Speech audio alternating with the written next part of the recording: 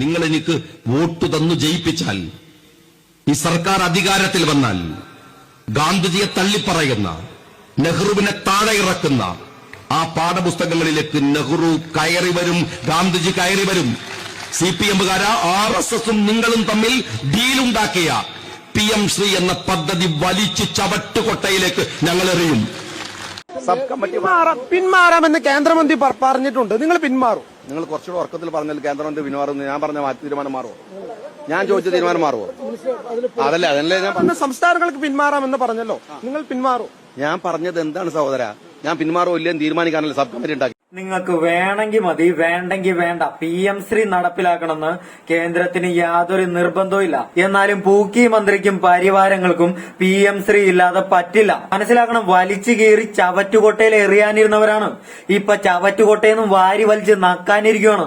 ഈ ഉളുപ്പെന്ന് പറഞ്ഞ സാധനം ഒരു ലെവൽ ലേശമെങ്കിലും ഉണ്ടായിരിക്കണ്ടേ?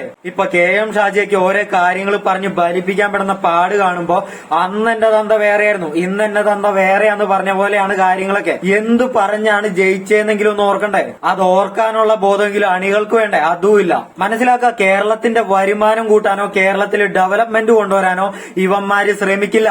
എവിടെയെങ്കിലും പോയി കുമ്പിട്ട് നിൽക്കുക, കിട്ടുന്നത് നക്കുക. അതാണ് UDFന്റെ അജണ്ട.